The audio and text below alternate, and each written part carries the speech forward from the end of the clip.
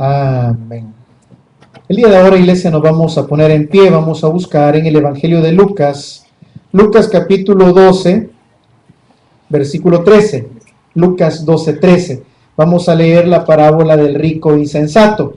Es una enseñanza que hoy por hoy considero que es muy necesaria en la iglesia de hoy en día, mucho más en las iglesias del sueño americano, las iglesias del norte, porque hoy en día buscamos no primeramente el reino de Dios y su justicia, sino que buscamos las cosas que pueden obtenerse del reino. Buscamos el poder del reino, buscamos las cosas del reino, pero no buscamos al rey del reino. Vamos a leer Lucas capítulo 12, versículo 13 hasta el 21. Yo leo los impares, usted me ayuda con los pares. Dice así el Señor en su palabra. Le dijo uno de la multitud: Maestro, di a mi hermano que parta conmigo la herencia.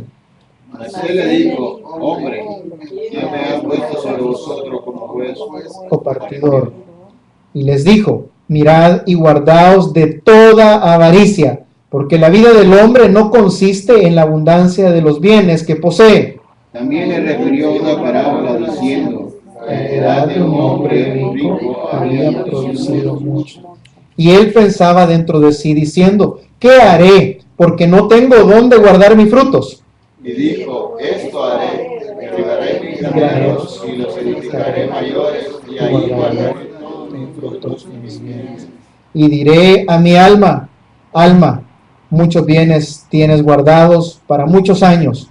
Repósate, come, bebe, regocíjate. Pero Dios le dijo: Necio, esta noche viene a pedirte tu alma, y lo que has provisto, ¿de quién será? 21 juntos. Así es el que se hace para sí tesoros y no es rico para con Dios. Oremos. Bendito Señor y Padre nuestro, en esta hora te damos gracias por la enseñanza siempre de tu palabra. Te suplicamos, Señor, que nos hables al corazón. Te pedimos, Señor, que podamos atesorar esa enseñanza bíblica, Padre. Te pedimos, Señor, quédate con nosotros, háblanos al corazón. Lo pedimos en el nombre de nuestro Señor Jesucristo. Amén y amén. Puede tomar asiento, iglesia. Las enseñanzas de Cristo siempre son bien puntuales. Jesús vino, dice la Escritura, para darnos vida y vida en abundancia. Dentro de esa vida mejor que Cristo quiere para nosotros, no solo nos enfoca a cómo vivir mejor, sino nos enfoca a cómo vivir de acuerdo a la voluntad de Dios. Para muchos, vivir mejor y vivir en la voluntad de Dios no es lo mismo. Para muchas personas, vivir en la voluntad de Dios es contrario a vivir bien. Vivir en la voluntad de Dios es contrario a cómo yo quisiera vivir mi vida. Hay mucha gente que dice: yo vivo mi vida como a mí me da la gana. Yo vivo mi vida como a mí mejor me parece. Yo vivo mi vida teniendo en cuenta ciertas cosas del Evangelio, teniendo en cuenta a Dios, mas no en todo. Y usted y yo conocemos personas que dicen haber tomado en cuenta a Dios, mas solo en una parte. El Evangelio no es por partes, el Evangelio es o lo tomas o lo dejas. Cuando Cristo vino y llamó a sus discípulos, les dijo: sígueme o quédate. Tácitamente les dijo eso. Ven y sígueme. Toma tu cruz y sigue en pos de mí. Y hubo gente que dijo no. Dijo: Maestro, yo te puedo seguir, pero primero permíteme enterrar a mi padre. Maestro, yo te puedo seguir, pero permíteme seguir conservando mis bienes. El joven rico. El Evangelio no es algo que tú te presentes, perdóneme, no es algo que usted se lo van a presentar como en un restaurante. Tome, aquí está la cartilla. ¿Qué quiere? Jesús no es un plato de segunda mesa en el abanico de opciones que tiene el cristiano, que tiene la gente. Muchos de nosotros venimos y decimos: acepte a Jesús, opte por Jesús, no vaya a cambiar a Jesús. Jesús no es un plato de segunda mesa que tú y yo podamos cambiar. Jesús es el plato principal, el cual una vez que verdaderamente lo has probado, no quieres cambiarlo por nada. ¿Por qué te lo digo? Porque hoy en día en el Evangelio del siglo XXI cambiamos el Evangelio de Cristo y cambiamos al Cristo del Evangelio por las cosas. Porque hoy en día la iglesia cristiana evangélica es una iglesia material, idólatra, mundanal. Se nos ha colado la mundanalidad en las iglesias, se nos ha colado el materialismo en las iglesias, se nos ha pervertido el Evangelio, cambiado el Evangelio de Cristo por el Evangelio de la prosperidad. El Evangelio según San Yo. Yo puedo vivir como me da la gana y el pastor no se mete conmigo y el pastor no toca ciertos temas en la congregación porque esos temas le tocan el ego o le tocan el sentimiento o le tocan el pecado a ciertas personas pudientes de las congregaciones. Yo le he comentado en otras ocasiones que salía por ahí en internet una iglesia grandísima aquí en Estados Unidos, donde la primera fila es reservada para los mayores diezmadores de esa iglesia, donde no se puede predicar ciertos temas alusivos a ciertos pecados que dichas personas ostentan o cometen porque se enojan, porque dejan de diezmar, porque dejan de ofrendar.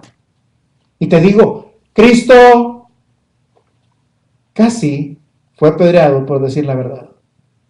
El apóstol Pablo fue apedreado por decir la verdad. Esteban fue apedreado y martirizado por decir la verdad. Y ahora el problema de hoy en día es que nosotros los pastores no soportamos ni siquiera la crítica por decir la verdad. Ahí no, ¿qué van a decir los hermanos si yo digo tal y tal cosa en el púlpito? ¿Qué van a decir los hermanos? ¿O qué van a andar murmurando? ¿O que se va a enojar fulano? Y no aceptamos ni siquiera, mire, hoy el Evangelio ya ni siquiera nos pide, aquí en el continente occidental, no nos pide el Evangelio que seamos apedreados. Muchas veces nos piden nada más que sepamos soportar los chismes, que podamos soportar los problemas, que podamos soportar las actitudes de mucha gente que está en las iglesias, pero que no conoce de Dios. Pero no queremos soportarlas. Tenemos miedo. Tenemos muchas veces miedo a ejercer ciertos grados de disciplina dentro de la iglesia, tocar ciertos temas dentro de la iglesia, hablar con ciertas personas que están haciendo las cosas mal dentro de las iglesias, por miedo que la gente se moleste. No es posible. ¿Por qué? Cuando Cristo vino y habló claramente, sin importar si era rico o si era pobre, sin importar si era centurión o era un pescador, si era recolector de impuestos, publicano o era un sembrador de la tierra. Cuando Cristo tuvo que decirle las cosas a los religiosos, se las dijo en su cara. Cuando Cristo vio que la casa de su padre había sido convertida no en una casa de oración, sino en un negocio, Cristo también tomó cartas en el asunto. Ahora el evangelio diluido del siglo XXI dice, no importa, dejen que el Señor arregle. Señores, el Señor ha puesto lineamientos, el Señor ha dejado estatutos, el Señor ha puesto su palabra y el Señor ha puesto autoridades para que las cosas se hagan como se tienen que hacer. Para que el evangelio sea predicado como tiene que ser predicado y como tiene que ser predicado como está escrito. Y como está escrito así se queda. Ahora bien, ¿por qué le hago todo este preámbulo? Sencillo. Porque Jesús habló claramente con un rico. Puso de ejemplo a un rico. Había un problema material ahí que se estaba colando dentro de la enseñanza de Jesús. Jesús estaba bien inspirado, si lo quiere decir, en todos los capítulos. En el capítulo anterior, usted puede ver que Jesús estaba predicando, Jesús estaba enseñando. Cuando de repente viene un hombre y lo interrumpe. Lea conmigo el 12:13. Le dijo uno de la multitud, recuerde, Jesús estaba enseñando, la iglesia estaba caminando, estaba en la predicación, estábamos concentrados en las cosas del reino, estábamos concentrados en ver que las cosas funcionen bien. Pero sale uno siempre, no falta. Maestro, dile a mi hermano que parta conmigo la herencia. Momento. Hace un par de minutos estábamos enseñando, Jesús estaba enseñando acerca del Espíritu Santo, acerca de las cosas espirituales, acerca del reino de Dios, acerca de la justicia del reino, y de repente sale un loco adentro, dentro de los que estaban oyendo, y sale con otro tema, brother. Sale pero completamente disparado. Señor, dile a mi hermano que parta conmigo la herencia. Señor, mira, ya está bonito el sermón, que el perdón de pecados, que la vida eterna, pero Señor, y las chirilicas, y la lana, y el billete. Señor, no te dejes así. A mí me enseñaron, fíjese que cuando yo estaba en el colegio, que cuando recién me convertí, la palabra pisto en mi país es sinónimo de la palabra dinero. Y teníamos un compañero malo, pícaro, el desgraciado, que nos cantaba a dos que éramos cristianos. Cristo, Cristo, dame pisto, Cristo, Cristo, dame pisto, Cristo, Cristo, dame pisto. Porque es el concepto que la gente tiene. Cristo llama pisto, Cristo da dinero, porque es el mal evangelio que hemos vendido hoy en día. Venga Jesús y Jesús le va a solucionar todos sus problemas. Lo estamos centralizando materialmente. Lo Estamos centralizando terrenalmente. Jesús estaba hablando cosas espirituales, cosas del reino. Y viene uno y hace exactamente lo mismo. Baja las cosas del reino y enfoca el evangelio terrenalmente. Señor, la herencia. Lo hemos criticado, lo hemos dicho, lo hemos enseñado cuando vimos la parábola del hijo pródigo. Y yo se lo dije, salió una predicación bonita, pero bonita, de un pastor muy reconocido aquí en San Francisco, hablando acerca de la herencia, que el hijo pródigo había perdido mucha más herencia por no regresar a la casa del padre, y que la herencia que el padre todavía tenía para el hijo pródigo era mucho más grande, y que el hijo pródigo estaba perdiendo de disfrutar la herencia que todavía el padre tenía, y la herencia aquí, la herencia allá. No me deje las cosas del cielo en la tierra. Decíamos el domingo por la mañana, Dios trabaja con cosas eternas, no con cosas predecederas. Pastor, ¿qué es eterno? Tu vida, tu alma, las cosas que tú vas a sembrar en esta tierra para cosecharlas en la vida eterna, más las cosas terrenas. Lo material aquí se queda. Por eso Jesús no le toma importancia a esto. Si usted se fija, viene el hombre y le dice, maestro, dile a mi hermano que parta conmigo la herencia. Bajó lo espiritual a lo terrenal. Descendió o degradó el evangelio a un evangelio terrenal. Mas Jesús en el versículo 14 le dice, mas él le dijo, hombre, ¿quién me ha puesto sobre vosotros como huevo partidor? Fíjese bien, si usted le sigue, después empieza con la advertencia que mira guardados de la avaricia. Se lo quiero dejar así enseñadito. Jesús viene y le dice, ¿sabes qué? Si usted lee el capítulo, y lo leímos, Jesús no le dice ni le da una respuesta a su problema material. Jesús se va nuevamente espiritualmente. Jesús se va a una enseñanza del corazón del hombre. Es bien curioso. El muchacho o el joven que llega o el hombre que llega le dice, maestro, dile a mi hermano que por favor parta la herencia. Pero al final Jesús empieza a través de la parábola a tomar una palabra que no se ha mencionado ahí. La palabra codicia, la palabra avaricia, avaro. ¿Por qué? ¿Cuántos han conocido alguna vez familias que han terminado empleitadas por cosas de herencias? Yo creo que la mayoría hemos conocido cosas similares. Dentro de la ley de Moisés, Levítico y Números, hay lineamientos de cómo repartir la herencia. ¿Podía Jesús ventilar el problema? Sí podía, de acuerdo a la ley. ¿Cuál es el problema? Jesús discierne las intenciones del corazón. El Evangelio discierne las intenciones con la cual cada uno nos acercamos a Dios, al Evangelio, a las iglesias. Dios discierne. Si el problema hubiese sido problema legal, Jesús le hubiera dado una respuesta. Mas el verdadero problema de este hombre no era la herencia, era su corazón. Te lo pongo de otra forma. Cuando se le acercaban los discípulos a Jesús, los escribas, los fariseos, y le hacían preguntas a Jesús, dice la Escritura, y él sabía que lo hacían para tentarlo. Jesús discierne, Jesús conoce.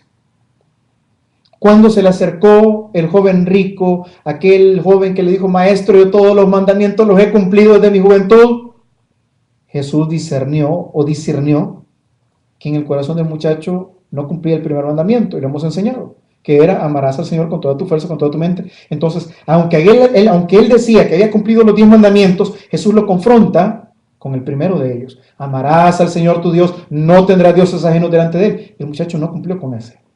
¿Qué hizo Jesús? Discierne las intenciones de la persona que se acerca. ¿Qué pasó aquí? El problema aparentemente era de herencia. Pero si de repente Jesús le empieza a decir, ¿sabes qué? Te voy a poner una parábola. Había un hombre rico.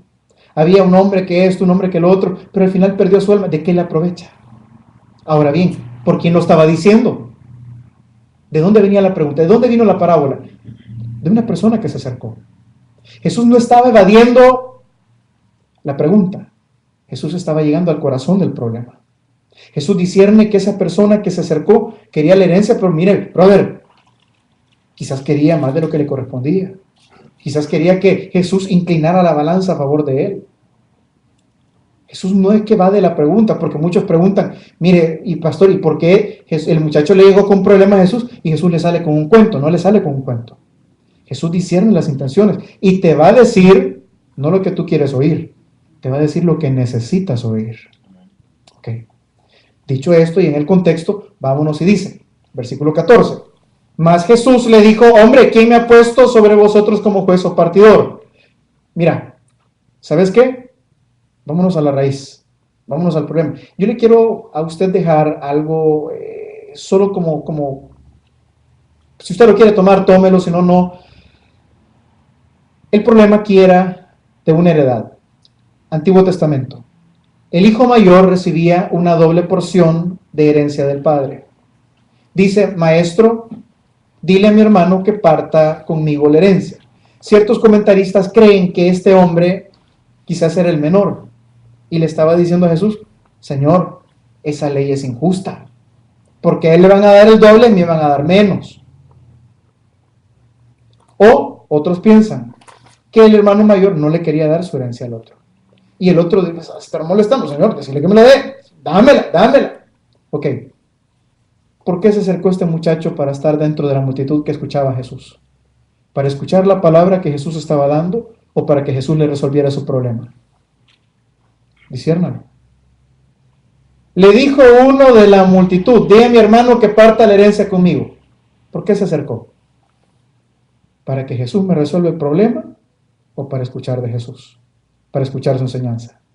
Porque Dios merece que le alabe. Porque Dios ha sido bueno conmigo. Viene Jesús y como Jesús discierne aquellas personas que se acercan, no con las buenas intenciones, no con la intención de adorar, no con la intención de aprender. Mira, yo no he sido puesto aquí por juez o partidor. Te lo voy a poner en otro idioma. Yo no te he venido a dar riquezas.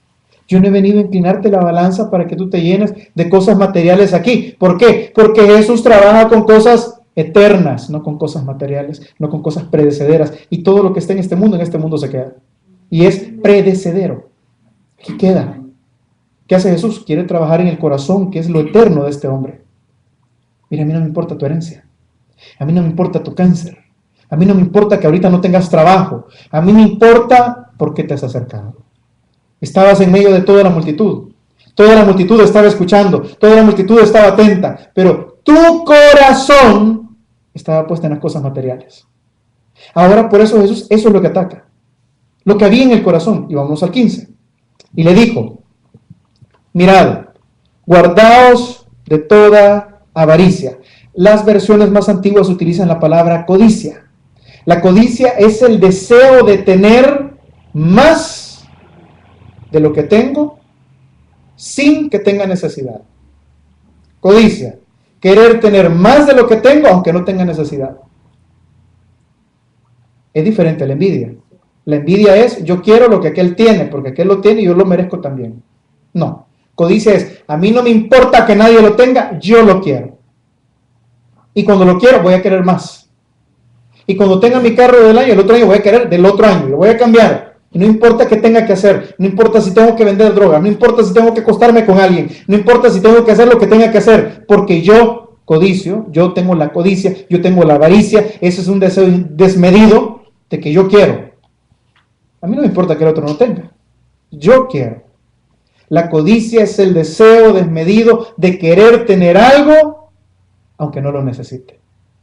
Lo deseo, me lo merezco, es mío, yo quiero eso, yo voy a luchar por eso. Y sabe que la codicia, si usted se fija, dice la palabra, véalo y es bien curioso, mirad y guardaos, ¿de cuánta dice? Toda. Toda avaricia significa que hay diferentes clases de avaricia o de codicia. ¿Se acuerdan cuando Jesús dijo en la interpretación del mandamiento de no adulterarás? Todo aquel hombre que ve a la mujer de su prójimo codiciándola, ya adulteró con ella. La codicia no es solo material. La codicia no es solo de dinero. La codicia o la avaricia puede ser de diferentes tipos, de toda clase. Tú puedes ambiciar o desear, codiciar poder, un puesto en la iglesia, un puesto en tu trabajo. Puedes codiciar fama, puedes codiciar los bienes. Judas codiciaba tener más. ¿Y a dónde lo llevó? A vender a Jesús. Codicia. Puedes codiciar la felicidad de alguien más. Puedes codiciar, como dijo Jesús, la mujer o el hombre de tu prójimo o de tu prójima. Hasta ese extremo se rinde la codicia.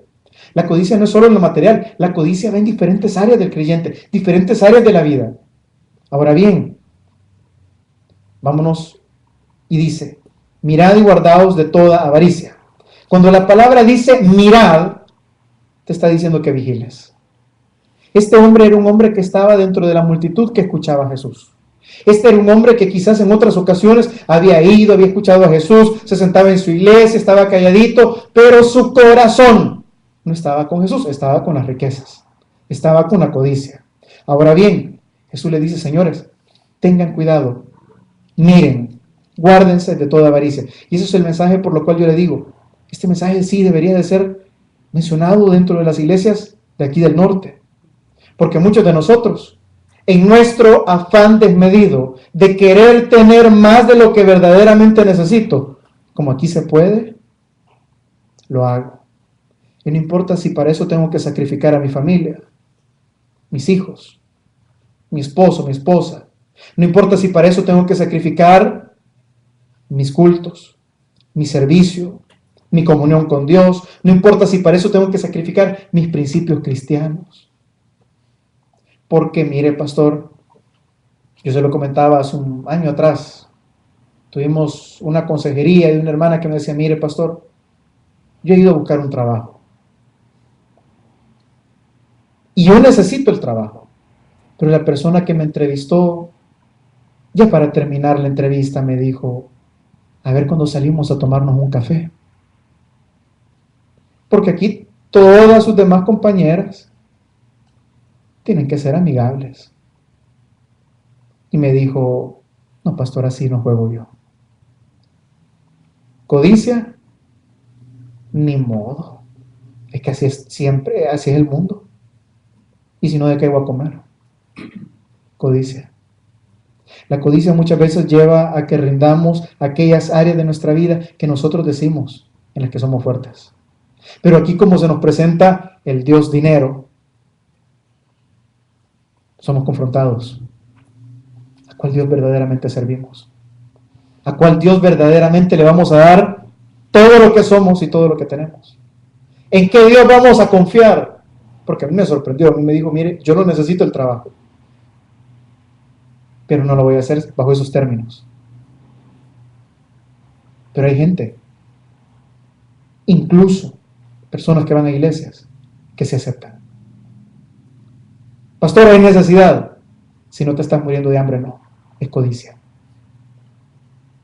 Y Dios nunca va a dejar desamparados a sus hijos. Joven fui y he envejecido, y no he visto justo desamparado, ni su descendencia que mendigue pan. Pero vemos quienes no confiamos. Vemos quienes cedemos ante la codicia. Y fíjese, guardaos de toda avaricia, guardaos de toda codicia, guardaos vuestro corazón, porque puedes estar por años en una iglesia, puedes estar por años en un servicio, puedes estar por años en el cristianismo, mas si no guardas tu corazón, y dice la Escritura, sobre toda cosa guardada, guarda tu corazón, porque de él mana la vida. Ahora bien, ¿por qué te dice la palabra guárdate de la avaricia? Porque aún el cristiano más fuerte puede caer, viendo lo que el mundo te ofrece. Mi pastor mencionaba de un pastor como una iglesia bastante floreciente aquí en Estados Unidos, hace años. Y dice que el pastor pues, vino aquí con todas las buenas intenciones, empezó a trabajar, la iglesia empezó a crecer, pero él empezó a ver que podía obtener dinero secularmente. Se metió en el real estate, se metió en no sé qué cosas. Y poco a poco se fue desligando de la iglesia, y de la iglesia, y de la iglesia. Dice mi pastor, yo no lo conozco. Un hombre muy próspero en el real estate. Hizo propiedades, hizo esto, hizo lo otro, pero se desligó del evangelio. No dejó la iglesia en mal estado, entregó la iglesia en buena lid, dejó una persona preparada, le dio tiempo, y la iglesia siguió. Pero él siguió su codicia. ¿Se estaba muriendo de hambre? No se estaba muriendo de hambre. El ministerio estaba creciendo, el ministerio estaba creciendo. ¿Tenía lo suficiente para vivir? Tenía lo suficiente para vivir. pero él vio la avaricia, la codicia, las oportunidades de crecer, el real estate, las propiedades van en abundancia. Y dice mi pastor, cuando se reventó la burbuja de los bienes raíces, lo perdió todo. Y hoy, después de haber sido una persona empresaria que había venido de nuestros países, desde El Salvador, aquí a Estados Unidos, sin nada, creció, floreció, vio las oportunidades, tierra que fluye leche y miel, se olvidó de Dios y regresó justamente exactamente como comenzó, sin nada, rentando otra vez. La codicia, recuerde, Dios es un Dios justo y Dios es un Dios celoso. Dios dejaría de ser Dios si no tomara cartas en el asunto cuando nosotros lo despreciamos, cuando nosotros lo cambiamos. Y fíjese, sigue en el 16.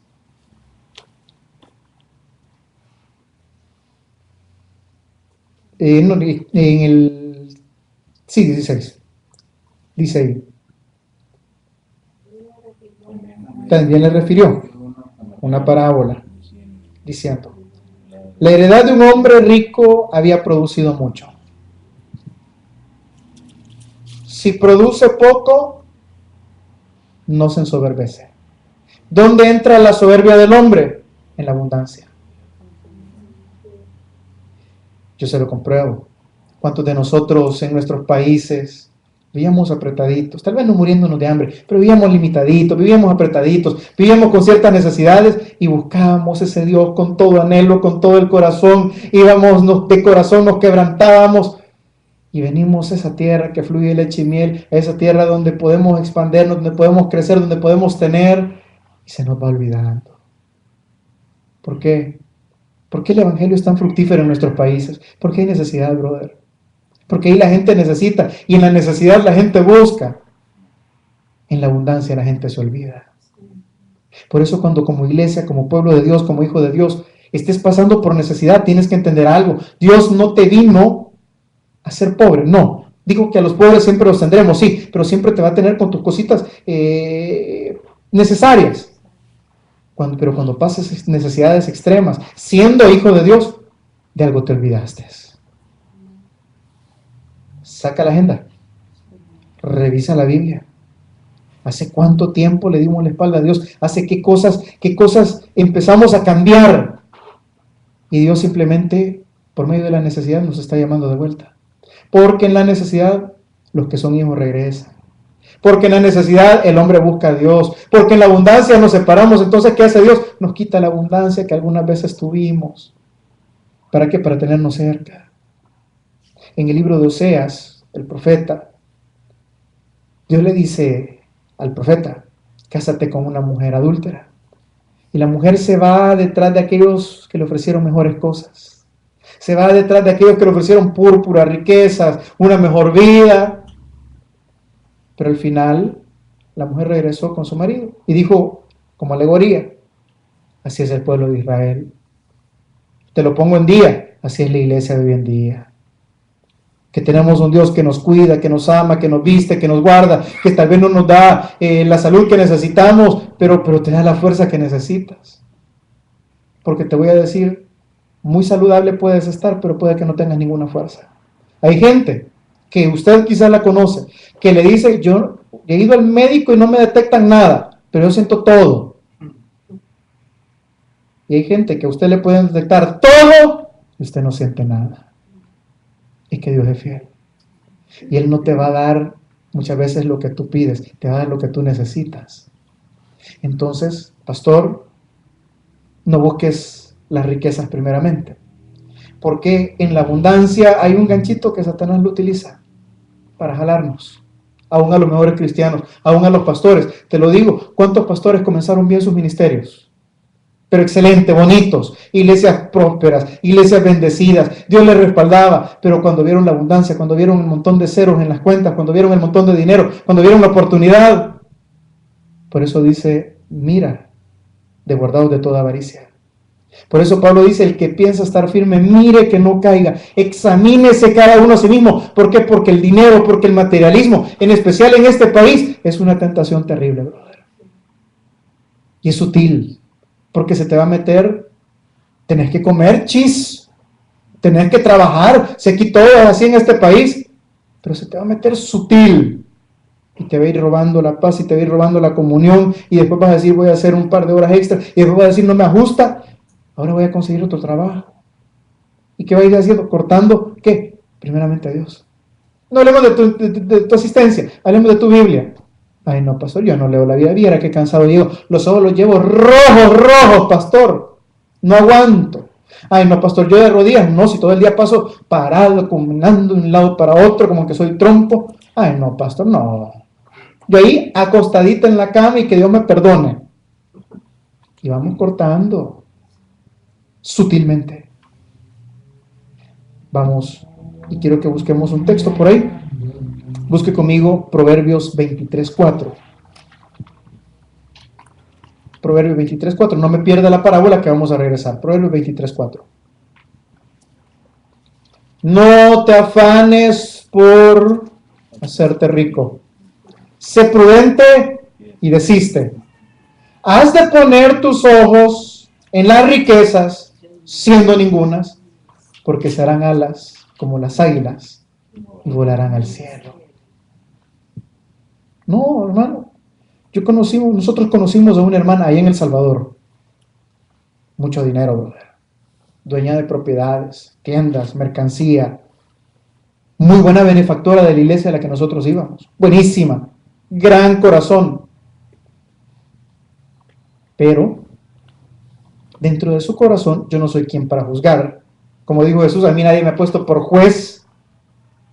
Pero, codiciaba algo. Codiciaba hombres. La hermana tenía un gran corazón.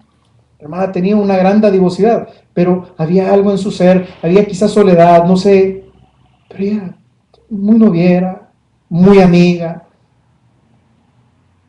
Ella tuvo mucho dinero. Digo tuvo. Gente buena, gente diezmadora, gente servidora. Y en la iglesia donde yo me congregaba, no en el tabernáculo central, sino que en una iglesia filial, nadie decía nada porque la hermana era, ¿verdad? Pero le comenzó una racha de mala suerte. Le asaltaron una tienda, perdió containers, la acusaban de una cosa, llegó el Ministerio de Hacienda a revisar las finanzas, tras una cosa, otra, pero todos calladitos. Y ella buscando, abriendo otras tiendas, y yéndose a los centros comerciales, abriendo tiendas otra vez, y viendo, invirtiéndole. Las ventas para abajo. De 6 tiendas que tenía, llegaron a 2. De 15 empleados que tenía, llegaron a 4. Y preguntó a una persona, que fue la única persona que tuvo el valor de decirle, hermana, es que no importa cuánto usted tiene, es que no importa cuánto usted sirva, importa cómo está usted con Dios. Porque lo que Dios ve no es lo que el hombre ve. Dios le pone especial énfasis en las cosas que el hombre no ve. Porque ahí es donde está la sinceridad. ¿Y por qué te lo digo? No te afanes por hacerte rico. ¿Sabe por qué? Porque, para no hacerle tan largo el cuento, la hermana terminó en unos problemas, pero grandísimos. Perdió muchísimo de lo que tenía. Y hasta que entendió el mensaje, hasta que doblegó sus rodillas al suelo, Dios la volvió a levantar. No como antes. No con la misma capacidad. No con las mismas 6 tiendas. No con la misma capacidad económica. Pero Dios poquito a poquito. ¿Cuándo? Cuando entendió el mensaje, no cuando la gente le dijo, hermana, haga un pacto. No, hasta que entendió que la codicia por ciertas cosas le estaba destruyendo. Hasta que entendió, no tendrás dioses ajenos delante de mí, significaba no solo ídolos, sino también personas. Y eso nos pasa a nosotros. Muchas veces nosotros tenemos pequeños ídolos en los cuales nos vamos y tenemos, igual que en las iglesias tradicionales, ¿verdad? Un montón de santitos de la misma par. A la par está Jesús, San Judas Tadeo, está San Juan, ¿a quién ponen de cabeza? ¿A San quién? ¿San Juan, verdad? No. San Judas, amén, a ese pusiste de cabeza hasta que te diera la señora. San Judas Tadeo. Pero los ponemos a la par de Jesús. Y Dios es un Dios celoso. Y Dios no comparte su gloria con nadie. Y dice Jesús en la misma parábola, porque la vida del hombre no consiste en la abundancia de los bienes que posee. Si tú eres feliz por lo que Dios te da, tú no eres feliz por quien Dios es en tu vida. Porque el día que Dios te quite, igual que a Job, se te quita la felicidad y se te quita el cristianismo. Y ese es el problema que hoy en día tenemos de cómo vendemos el cristianismo. Venga Jesús y Jesús le va a resolver todo. Le va a dar dinero, le va a dar casa, le va a restaurar el hogar, le va a dar carro, le va a dar esto. Yo no estoy en contra. Y el Evangelio no está en contra de que Dios te pueda bendecir. Está en contra de que tu corazón esté puesto en las cosas y no en el que da las cosas. Porque la vida del hombre no consiste en la abundancia de los bienes. Tu vida consiste en que tú hayas conocido verdaderamente a Jesús como tu Señor y Salvador. Como tu Dios. Y que no tengas dioses ajenos delante de Él. Váyase conmigo a Hebreos 13:5. Hebreos 13:5.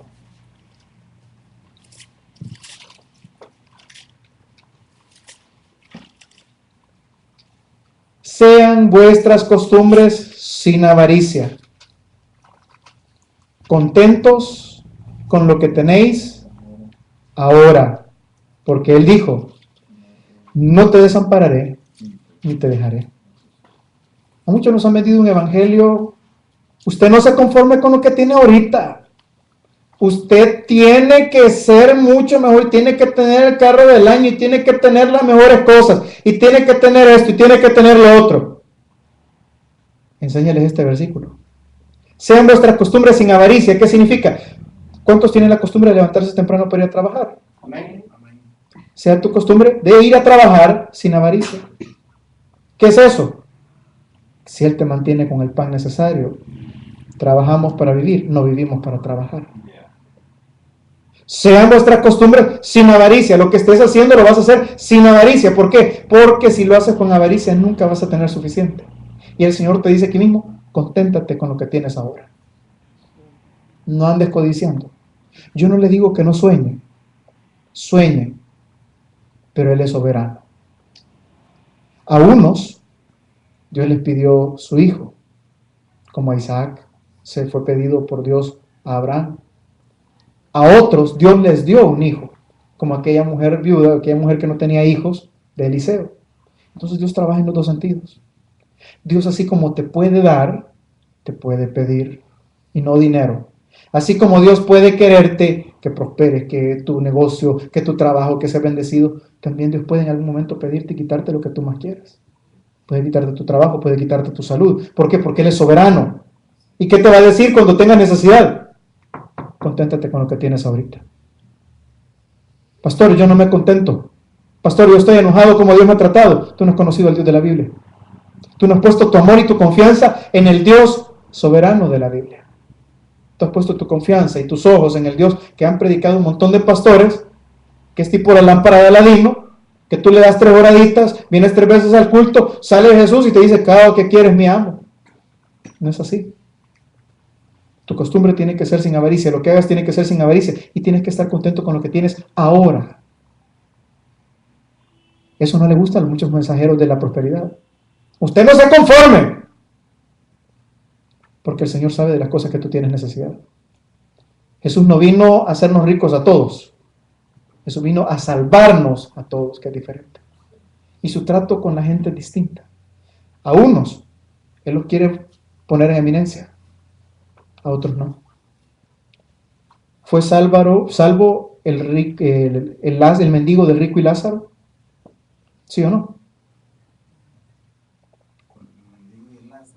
El rico y Lázaro. El mendigo. ¿Fue salvo, sí o no? ¿Sí? ¿Ok? Yo no te digo que vivas como mendigo. Te digo que muchas veces Dios permite que por medio de esas necesidades difíciles conozcamos a Dios. A Job le quitó todo y lo dejó peor que a Lázaro. Y ahí dijo: de oídas te había oído, mas ahora te conozco. No te digo que te conformes, te digo: puedes seguir soñando, pero síguele clamando, porque Él es el que tiene misericordia. Te lo leo, Proverbios 28:6. Mejor es el pobre que camina en su integridad que el de perverso de caminos y rico. ¿Qué es mejor delante de Dios? Un pobre que camina en integridad. A ser próspero, pero con un corazón contaminado, con un corazón que no le conoce. Vamos a Santiago, ahí cerquita de Hebreos. Santiago 4:3, y con eso terminamos. Santiago 4:13, a la par de Hebreos. Vamos ahora, los que decís, hoy y mañana iremos a tal ciudad y estaremos allá un año y traficaremos y ganaremos, cuando no sabéis lo que será del día de mañana. Porque, ¿qué es vuestra vida? Pregúntele a su vecino, ¿qué es vuestra vida? Ciertamente, dígale el otro, es niebla. Que se aparece por un poco de tiempo y luego se desvanece. En lugar de lo cual deberías decir, si el Señor quiere, viviremos y haremos esto o aquello. Pero ahora os jactáis de vuestras soberbias. Toda jactancia semejante es mala.